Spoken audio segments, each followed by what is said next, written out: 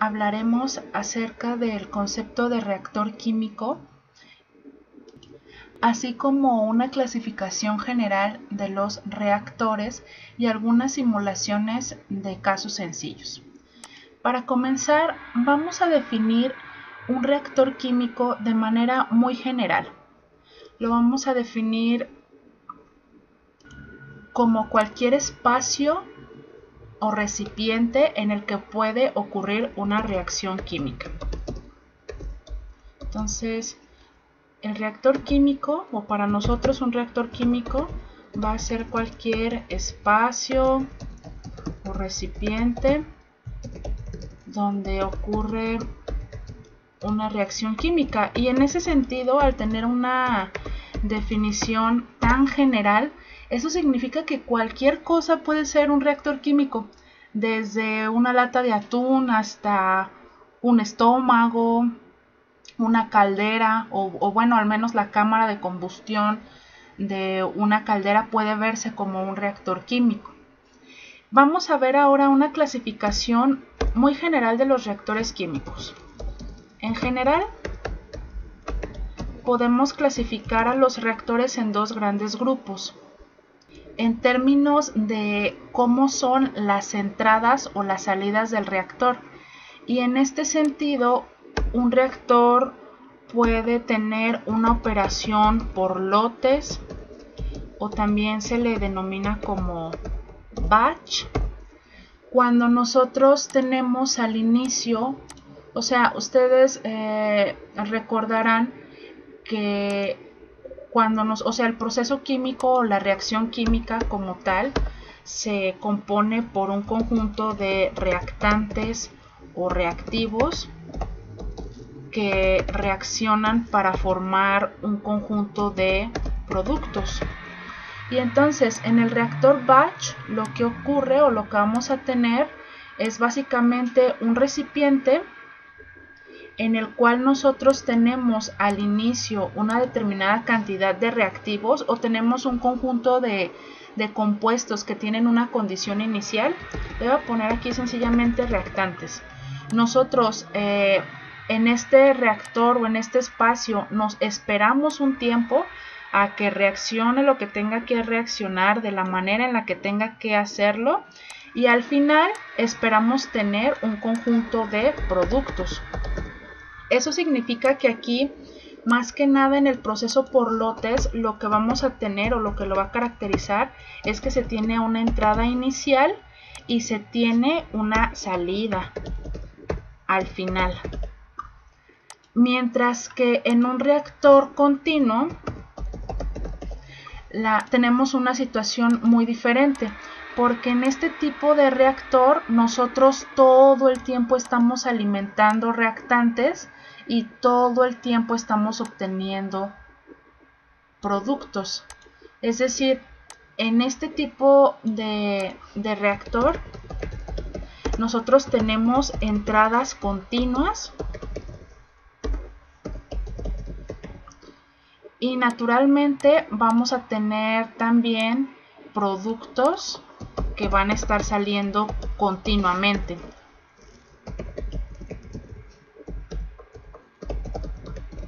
Y bueno, en principio cualquier reacción química puede ocurrir en cualquiera de los dos reactores. O sea, cualquier proceso lo podemos nosotros tener operando por batch o por continuo. Naturalmente, la ventaja que tiene el operar un reactor de manera continua, pues es que este tipo de reactores son más eficientes porque todo el tiempo tenemos una salida de producto, pero también son operaciones más caras, porque para que nosotros podamos estar alimentando los reactantes, pues a lo mejor esa alimentación va a tener que ocurrir con alguna bomba, ¿no? Por ejemplo, y ese transporte a mí ya me cuesta tanto energéticamente como monetariamente. En el reactor por lotes no, o sea, nosotros tenemos los reactantes al inicio, nos esperamos y al final vamos a tener la salida. En este tipo de reactores nuestra operación va a ser más lenta, pero bueno, también son reactores más sencillos de instrumentar. Entonces, esta es nuestra primera clasificación de los reactores, que es básicamente en términos de cómo es la entrada y la salida al proceso. Y tenemos una segunda clasificación. O bueno, para nosotros también va a ser importante una segunda clasificación, como reactores, o sea, en términos de cómo es su operación en función de la temperatura. Y en este sentido, el reactor químico puede operar de manera isotérmica o no isotérmica.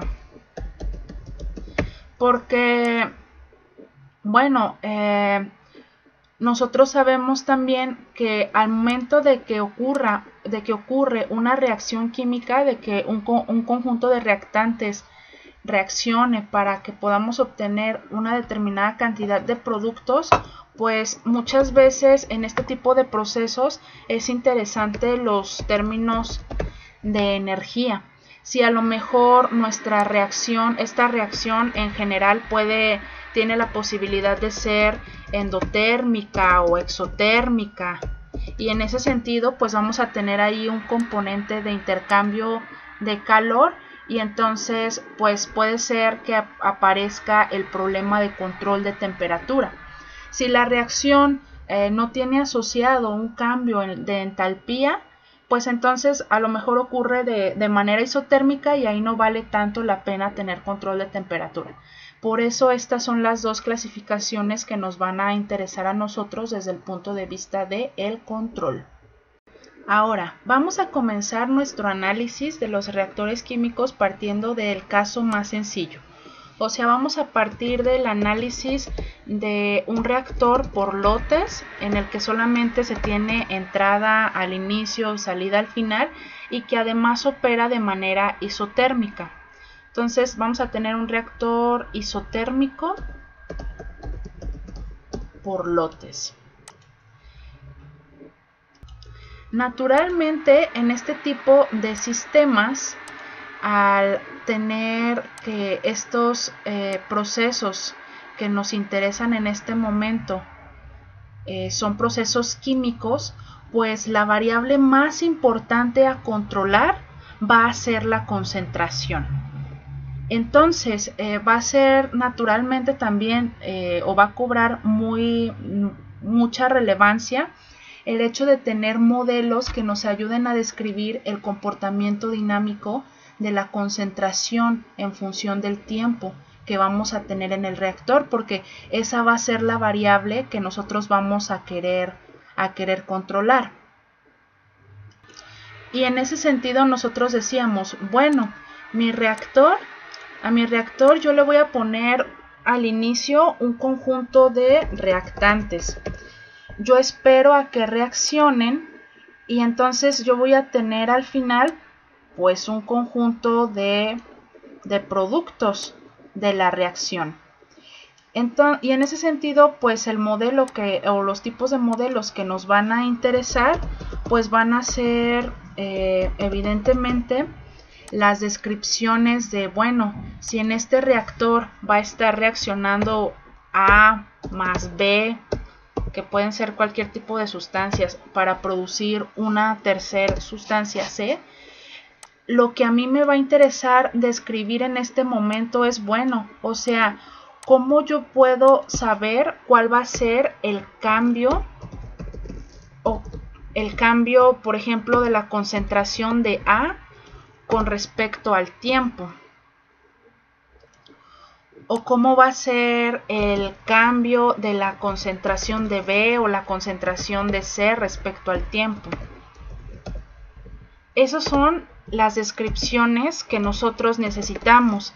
Y si tenemos suerte, pues vamos a poder encontrar funciones de transferencia que nos ayuden a tener una descripción matemática de este tipo de sistemas. Entonces, lo que aquí nos estamos imaginando es que a lo mejor mis reactantes son estas sustancias A y B, y naturalmente al estar reaccionando pues van a tener una determinada una determinada dinámica. O sea, puede ser que a nosotros al inicio alimentamos una determinada cantidad de A, una determinada cantidad de B, pero conforme pasa el tiempo, pues nosotros esperamos que la cantidad de A en el reactor sea menor porque se va consumiendo en la reacción, igual la cantidad de B, mientras que la cantidad del producto C pues debería estar aumentando conforme pase la reacción. Y entonces vamos a ver cómo podemos modelar matemáticamente estas concentraciones con el objetivo de poder establecer estrategias de control. Para generar estos modelos matemáticos vamos a partir de ecuaciones de conservación tanto de materia como de energía.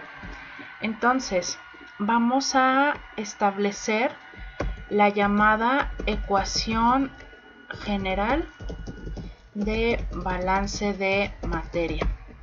Esta ecuación que voy a escribir aquí no es otra cosa más que una manera de establecer el principio de conservación que tenemos en las reacciones químicas, de que la materia no se va a crear ni se va a destruir, simplemente se transforma.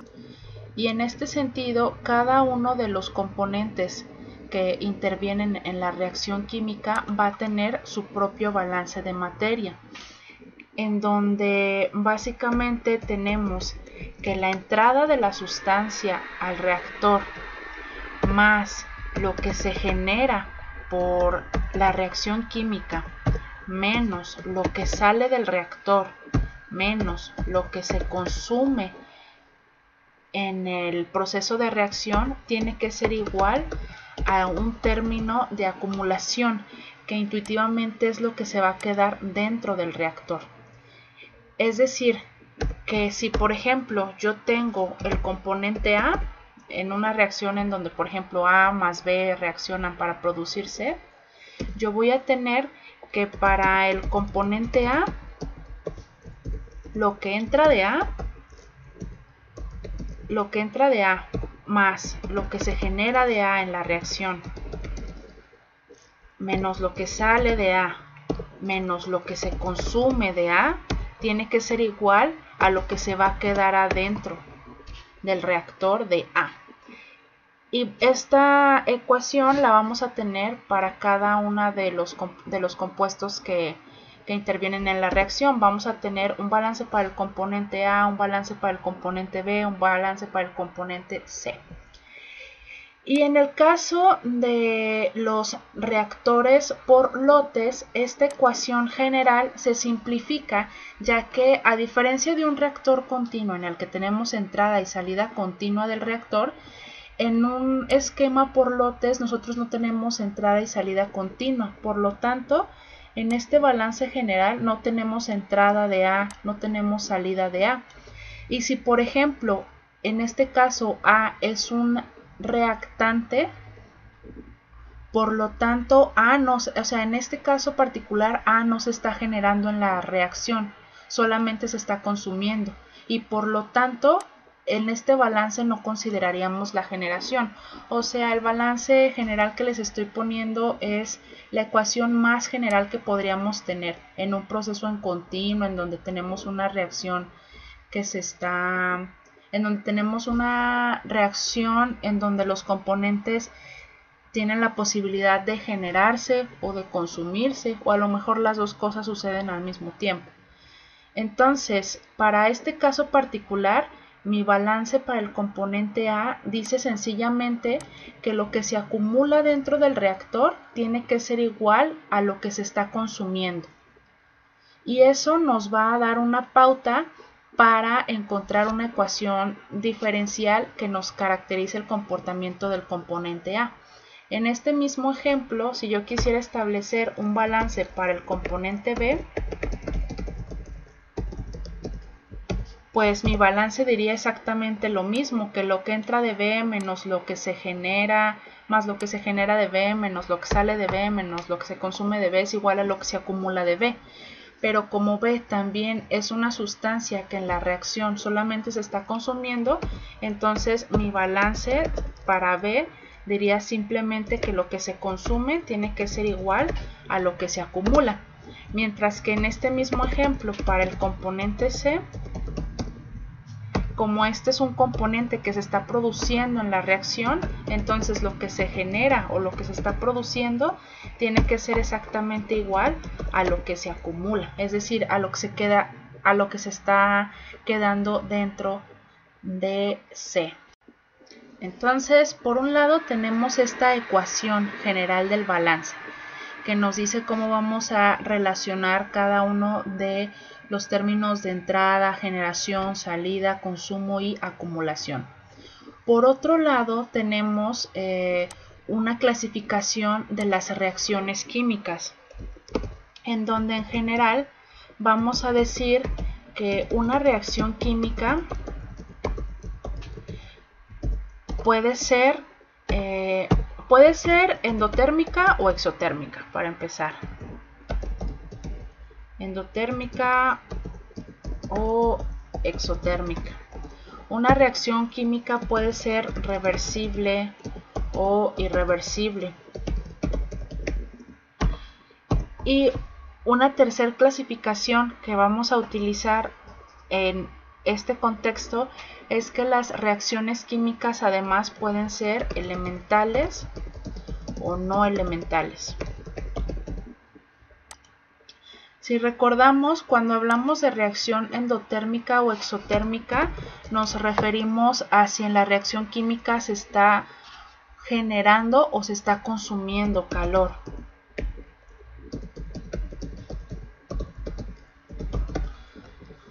La reacción reversible o irreversible, esta clasificación se refiere a si la reacción está ocurriendo en una dirección o en dos direcciones. Por ejemplo, en este caso que tenemos una sustancia A que reacciona con B para producirnos una determinada sustancia B, en la reacción, si la reacción fuera irreversible, entonces A más B se consumen para producir C y entonces pues ya C sería nuestro producto final. Mientras que si la reacción es reversible, si A y B reaccionan para producirnos C, C tiene la capacidad de reaccionar de nuevo para producir A y B de nuevo. Entonces aquí ponemos una flecha doble para indicar que la reacción puede ocurrir en las dos direcciones, si es que se trata de una reacción reversible. Y esta tercera clasificación, que en este momento es la que más nos va a interesar, es la de si la reacción es elemental o no elemental. Y en este sentido vamos a decir que una reacción es elemental si la velocidad a la cual está ocurriendo la reacción nosotros la podemos expresar a partir de la siguiente expresión. O sea, imagínense que nosotros tenemos una reacción en donde A, que tiene un coeficiente estequiométrico A minúscula, más la sustancia B con coeficiente estequiométrico B minúscula, más una sustancia C con coeficiente estequiométrico C minúscula, más un grande, etcétera. Aquí yo estoy poniendo en este momento A, B y C, pero esta A y esta B se refieren a compuestos químicos. Entonces, todo esto reacciona para producir la sustancia, no sé, X con coeficiente estequiométrico X, más Y con coeficiente estequiométrico Y minúscula, más Z y un gran etcétera, ¿no? Así, una reacción en general. Entonces, para esta reacción así de general, vamos a decir que se trata de una reacción elemental si la velocidad a la que ocurre la reacción nosotros la podemos escribir como una constante K, que es un número, multiplicado por la concentración de cada una de las especies que tenemos como reactantes elevado a su coeficiente estequiométrico. Es decir, aquí yo por ejemplo tendría que si mi reacción química es elemental, esta reacción es elemental si la velocidad yo la puedo escribir como una constante K multiplicada por la concentración de A, que es un reactante, elevado a el coeficiente estequiométrico A. Todo esto por B, la concentración de B elevado al coeficiente estequiométrico B. Todo esto por C elevado al coeficiente estequiométrico C. Y un gran etcétera. Observen que en esta expresión que estoy escribiendo para la velocidad de reacción, aquí esta B se refiere a la velocidad de reacción, depende exclusivamente de las concentraciones de los reactantes solamente y no de los productos. Entonces B va a ser una velocidad de reacción, K va a ser una constante, los coeficientes A minúscula, B minúscula,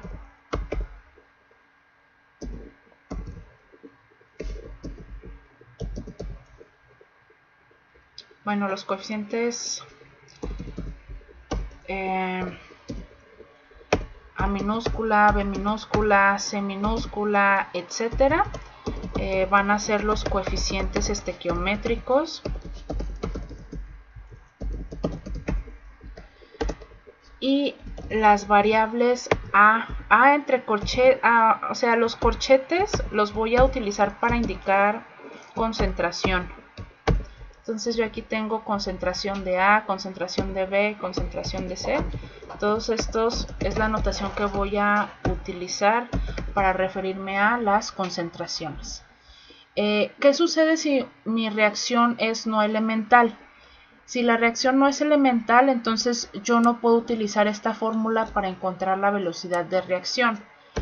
Sería, por ejemplo, si yo tengo la reacción 2 de A más 4 de B para producir C para producir D. Si esta reacción fuera elemental, entonces eso significa que su velocidad de reacción sería igual a la concentración de A elevado al cuadrado, multiplicado por una constante K. Y después todo esto multiplicado por la concentración de B elevado a el coeficiente estequiométrico de B, que en este caso sería de 4, ¿no? Y entonces la velocidad de reacción, si yo fuera al laboratorio, me daría cuenta de que la reacción está ocurriendo a una velocidad que puede describirse por esta ecuación. Pero si no fuera elemental, entonces a lo mejor yo puedo ir al laboratorio y encontrarme que esa velocidad de reacción podría ser, por ejemplo, igual a K multiplicado por la concentración de A y aquí simplemente multiplicado por la concentración de B, ¿no? Y en este caso mi reacción no sería elemental porque no sigue esta regla que habíamos mencionado anteriormente. Entonces, si la reacción es elemental, su velocidad de reacción está descrita por esta regla. Y si no es elemental, entonces la velocidad de reacción va a estar descrita por cualquier otra función, pero no por esta.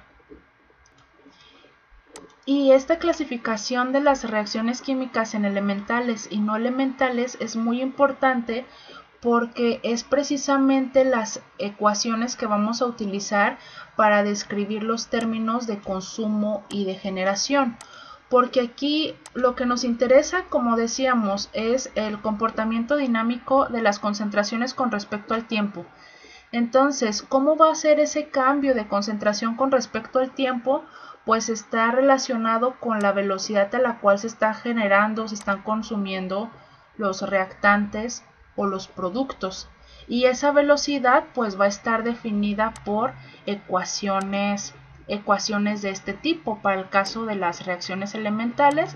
Y cuando no tenemos reacciones elementales, entonces es necesario que nosotros tengamos descrita la velocidad a la cual ocurre la reacción. Muy bien, entonces para esta ecuación que está aquí, o sea, es una reacción muy general que está descrita por o que sus velocidades de reacción están descritas por esta expresión, vamos a tener que dicha velocidad de reacción está relacionada con los cambios de concentración con respecto al tiempo. Y en general vamos a tener la siguiente expresión que se determina experimentalmente. Tenemos que la velocidad de reacción va a ser igual para esta reacción que estoy escribiendo aquí, la más general que puedo tener, va a ser igual a menos 1 sobre el coeficiente estequiométrico de cada uno de los reactantes multiplicado por el cambio de la concentración con respecto a el tiempo.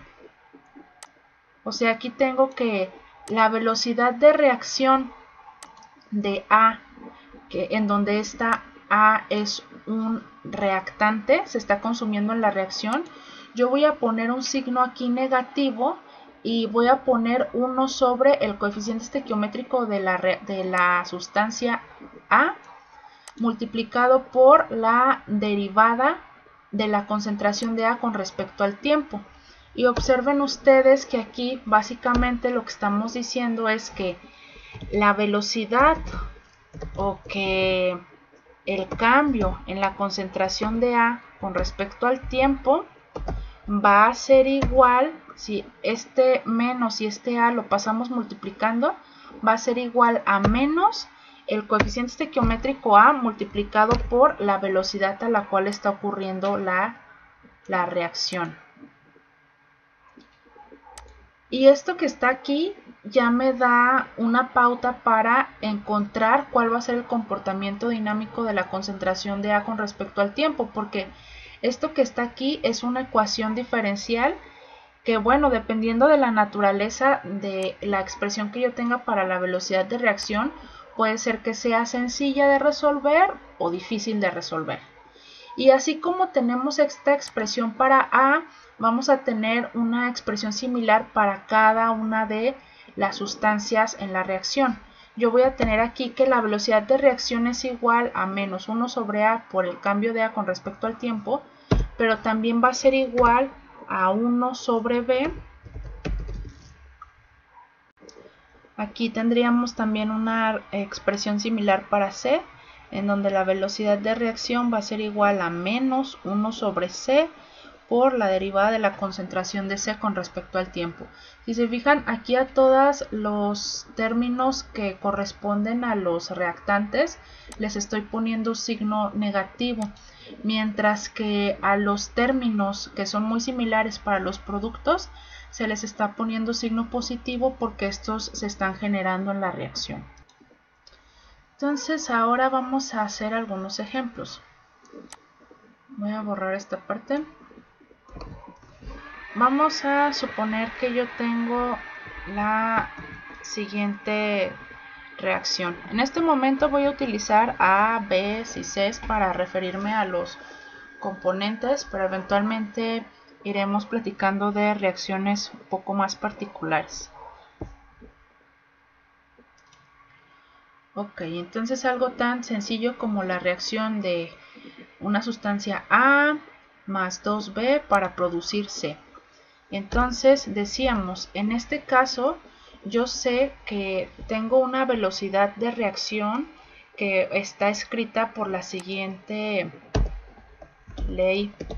Esta le voy a llamar como ley de velocidad de reacción. Entonces yo tengo una velocidad B que está escrita por la ley de velocidad de reacción y que es igual a K multiplicado por la concentración de A elevado a la 1 multiplicado por la concentración de B al cuadrado. Entonces aquí este es un ejemplo de reacción elemental en donde la velocidad puede ser descrita mediante esta expresión y a su vez tenemos que esto es exactamente igual a menos la derivada de la concentración de A con respecto al tiempo. Y también tenemos que esto tiene que ser igual a menos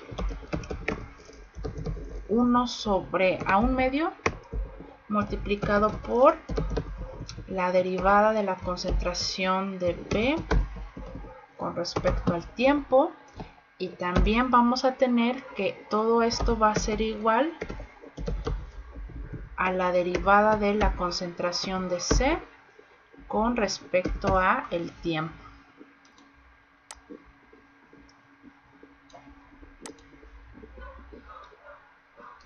Ok, entonces, si se fijan, de aquí yo estoy obteniendo un conjunto de 3 ecuaciones diferenciales, en donde, pues aquí, o sea, yo tengo que por un lado la derivada de la concentración de A con respecto al tiempo va a ser igual a menos, porque este menos lo voy a pasar acá multiplicando, a menos K por la derivada de la concentración de A por la concentración de A por la concentración de B al cuadrado, ¿no? Y esta sería una ecuación diferencial. Por otro lado, tengo una ecuación diferencial para B, que dice que la derivada de la concentración de B con respecto al tiempo va a ser igual, este menos y este 2 los voy a pasar multiplicando, va a ser igual a menos 2 veces la velocidad de reacción, que va a ser igual a K por la concentración de A multiplicado por la concentración de B al cuadrado. Entonces, y aquí yo obtengo una segunda ecuación diferencial. Asimismo, puedo obtener una ecuación diferencial para C. Esta ecuación diferencial, básicamente, pues esta ya la tengo escrita aquí directamente, ¿no? Que la derivada de la concentración de C con respecto al tiempo va a ser igual a K por la concentración de A. Todo esto multiplicado por la concentración de B al cuadrado. Ok. Entonces, ahora, o sea, las concentraciones de A, de B y de C van a estar cambiando en el transcurso de la reacción. De hecho, aquí lo que nosotros estamos visualizando es que este proceso o esta reacción está ocurriendo en un reactor por lotes o tipo batch, o sea, en el que nosotros a lo mejor alimentamos en el reactor una cantidad inicial o una cantidad de A originalmente con una concentración A0, una cantidad al inicio de B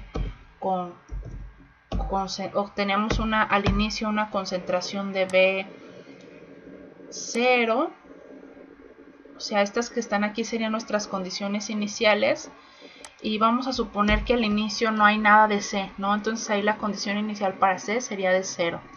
Pero a medida que transcurre la reacción, pues A, B y C, sus concentraciones van cambiando con respecto al tiempo, y la manera en la que están cambiando pues está codificada en este conjunto de ecuaciones diferenciales. Ahora vamos a poner aquí pues en este momento unos números. Vamos a decir aquí que K va a ser igual a, por ejemplo, 2.5, y si por ejemplo la concentración tiene, si aquí por ejemplo la concentración de A, B y C tiene unidades de mol por litro, o sea, mol por litro sería una unidad de concentración, y como está con respecto al tiempo, entonces sería mol sobre litro por segundo. Y esto tiene que ser igual a las unidades de K multiplicado por las unidades de A, que son también mol sobre litro,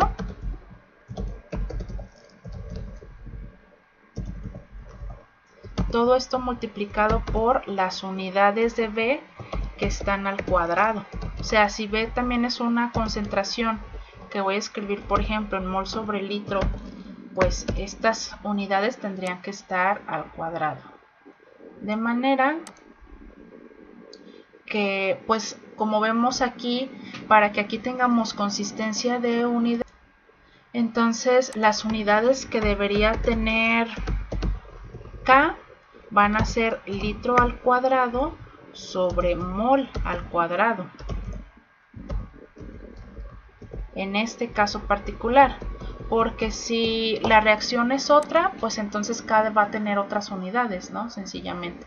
Entonces, tienen que ser litro al cuadrado sobre mol al cuadrado para que este litro al cuadrado se elimine con este litro al cuadrado, este mol al cuadrado con este mol al cuadrado, y entonces pues yo voy a tener aquí mol entre litro, mol entre litro. Entonces aquí, si se fijan, me falta este segundo en las unidades para acá. Entonces aquí sería litro cuadrado multiplicado por segundo, para que entonces sí ya podamos tener consistencia de unidades, ¿no? Y entonces sí, entonces como les decía, vamos a poner aquí un valor de K que va a ser igual a 2.5, de acuerdo a nuestro análisis de unidades que acabamos de hacer. Debería tener unidades de litro al cuadrado entre mol al cuadrado por segundo arriba. Entonces vamos a suponer también que la concentración inicial de A es igual, por ejemplo, a 0.5 moles sobre litro, y que la concentración inicial de B es igual a 1 mol sobre litro, y que la concentración inicial de C es igual a 0.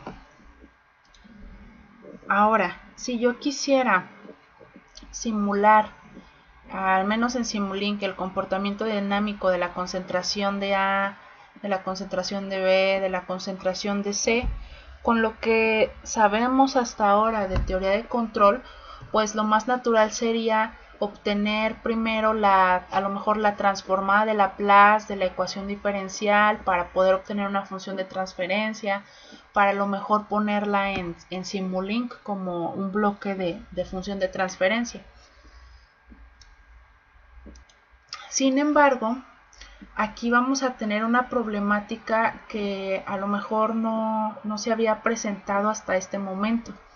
Porque si, por ejemplo, a la ecuación diferencial que yo tengo para A le saco la transformada de Laplace, entonces aquí, por ejemplo, la transformada de Laplace de este término de derivada, pues sería la concentración de A, sencillamente, nada más que ahora en el dominio, nada más que ahora en S, ¿no?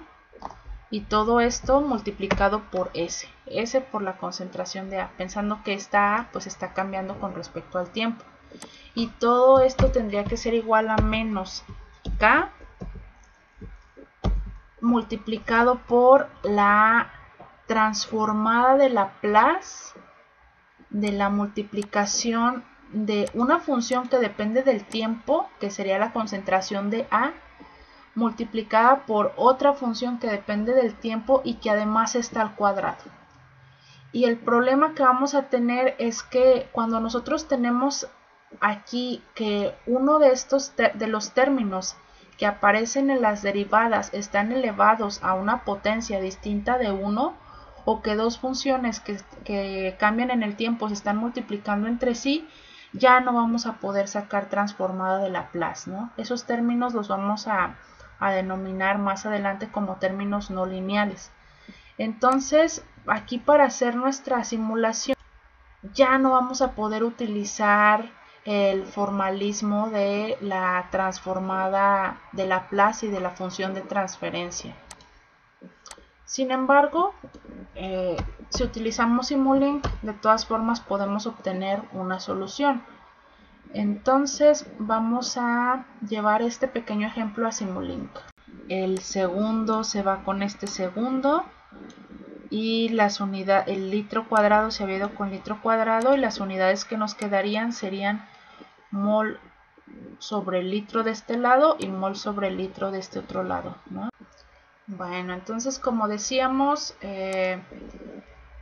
pues no podemos obtener o no podríamos obtener las gráficas de la concentración de A, B y C utilizando funciones de transferencia, pero sí podemos utilizar Simulink para resolver estas ecuaciones diferenciales. Entonces, aquí ya tengo abierta una simulación y a ver, la voy a poner aquí al lado de las ecuaciones para que puedan visualizar lo que vamos a hacer.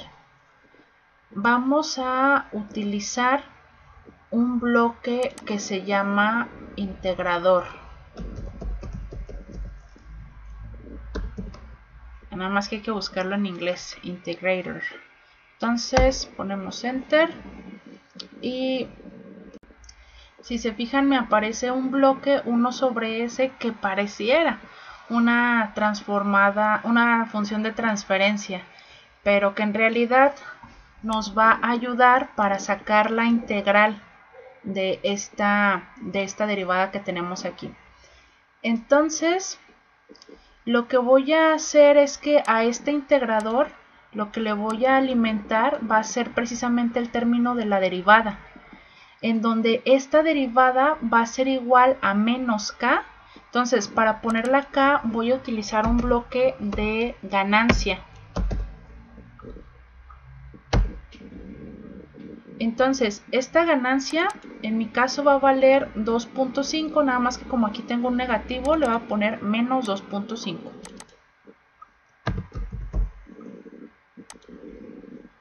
Ok, entonces lo que tengo que alimentar al integrador pues es la derivada, pero esta derivada es igual a menos una k multiplicada por la concentración de A. Ahora, si aquí yo alimento la derivada, el integrador lo que va a hacer es sacar la integral y por lo tanto lo que yo saco aquí del integrador ya va a ser directamente la concentración de A, que hasta la voy a poner en un scope para poder verla, para poder tener como tal la gráfica. Esta gráfica que voy a tener en el scope va a ser directamente el resultado de integrar esta ecuación diferencial. Entonces, esta que está aquí va a ser la concentración de A, porque va a ser la integral de la derivada de A, en donde la derivada de la concentración de A va a ser igual a menos K multiplicado por la concentración de A. Entonces, para poner esa multiplicación, aquí yo voy a poner un bloque de multiplicación, donde este bloque hay que buscarlo como producto. Entonces, les decía, la derivada de A con respecto al tiempo es igual a menos 2.5 por el producto de la concentración de A, donde la concentración de A viene de acá,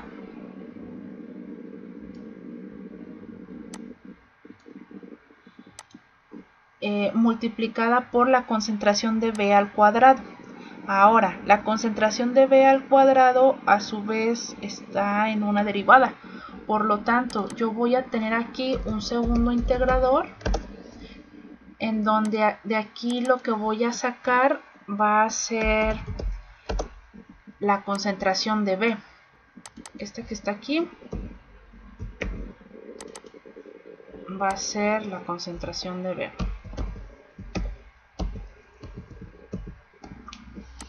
Y la concentración de B va a ser la integral de la derivada de B, en donde la derivada de B es igual a menos 2 multiplicado por K.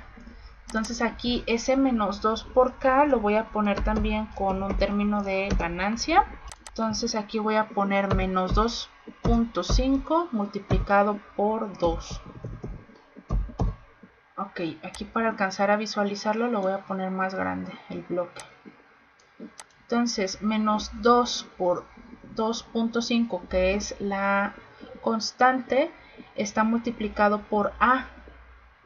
Entonces aquí también voy a definir otro bloque de producto para expresar precisamente la concentración de el producto de A por la concentración de B al cuadrado. Entonces la concentración de B es esta que tenemos aquí, nada más que está elevada al cuadrado.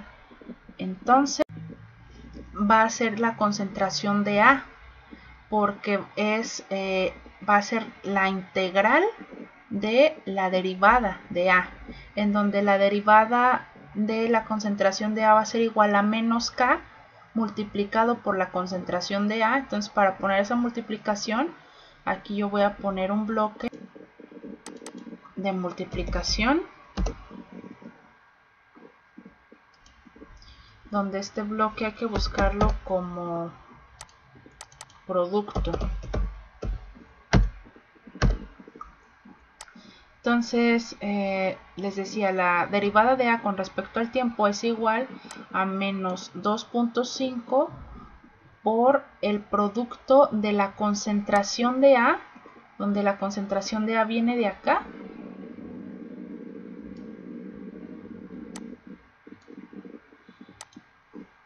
multiplicada por la concentración de B al cuadrado. Ahora, la concentración de B al cuadrado a su vez está en una derivada. Por lo tanto, yo voy a tener aquí un segundo integrador, en donde de aquí lo que voy a sacar va a ser la concentración de B. Este que está aquí va a ser la concentración de B.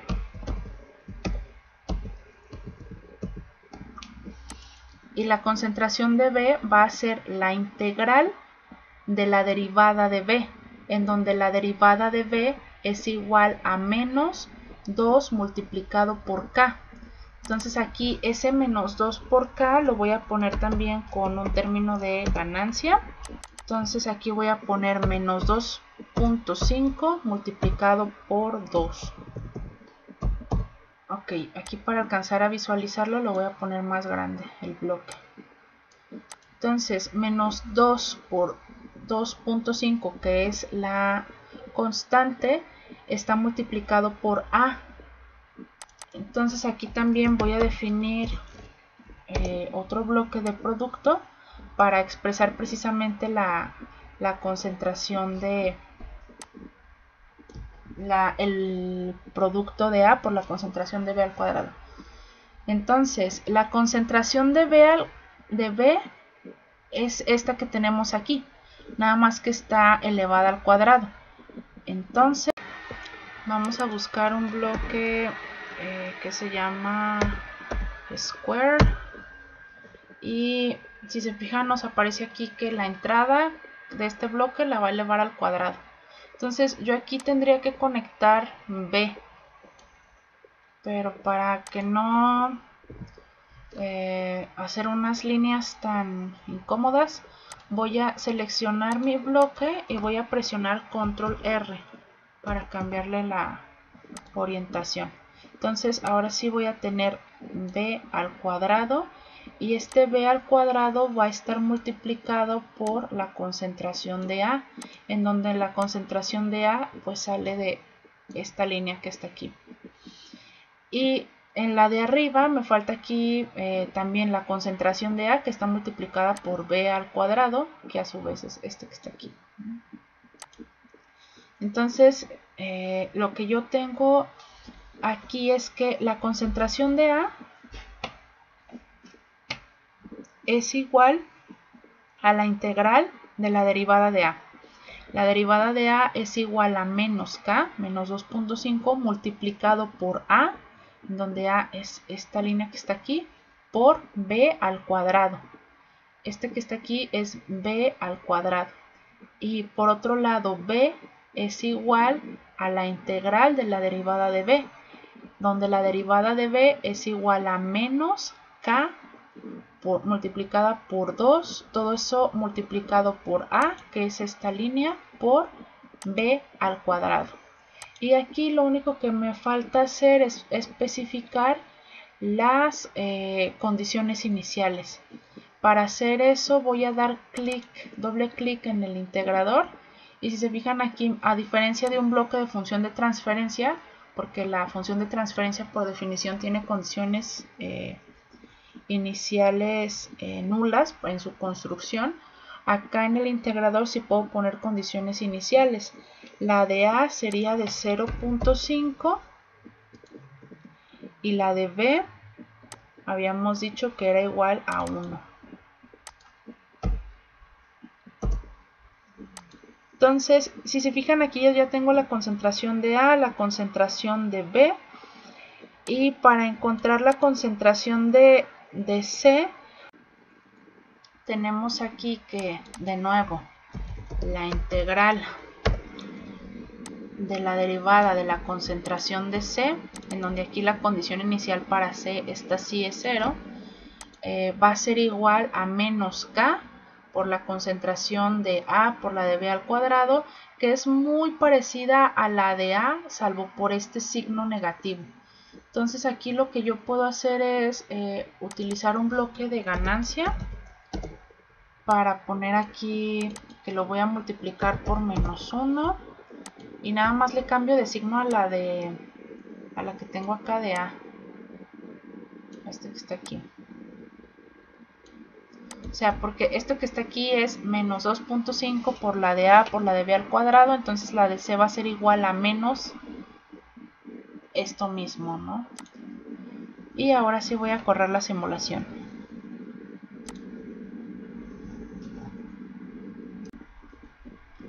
Entonces vamos a ver, por ejemplo, el gráfico para C.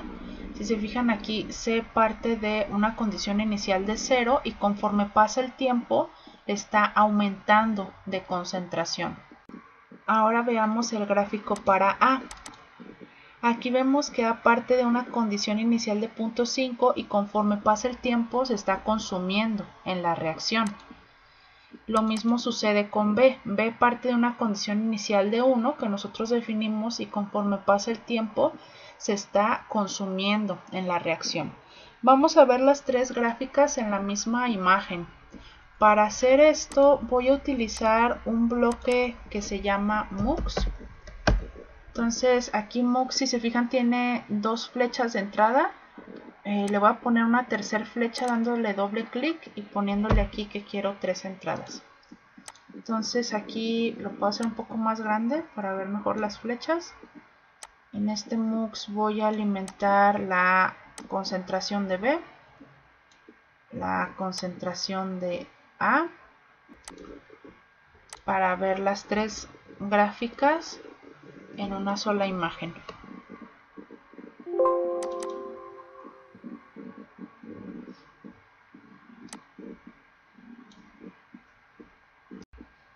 Entonces, esta sería la manera en la que nosotros podemos obtener las dinámicas de la concentración en un reactor por lotes o tipo batch, en donde decíamos no tenemos una entrada y una salida continua, simplemente tenemos una entrada inicial que está dada por las condiciones iniciales y tenemos una salida al final, y pues cada reactante, cada producto va a tener un determinado perfil de concentración, que como decíamos es la variable que más nos interesa en el control de reactores químicos. Y esta sería la primera simulación para el caso de un reactor por lotes, en donde decíamos, o sea, realmente la dinámica de las concentraciones solamente depende de la velocidad a la cual los reactantes y los productos se están consumiendo o generando en la reacción. O sea, aquí nada más en estos balances solamente estamos considerando el término de acumulación, que está precisamente en las derivadas, y los términos de generación o de consumo. Más adelante, cuando veamos reactores en continuo, vamos a ver que allá sí vamos a tener términos, o sea, no solamente hay términos de generación y de consumo, sino que además hay términos de entrada o salida de material en el reactor.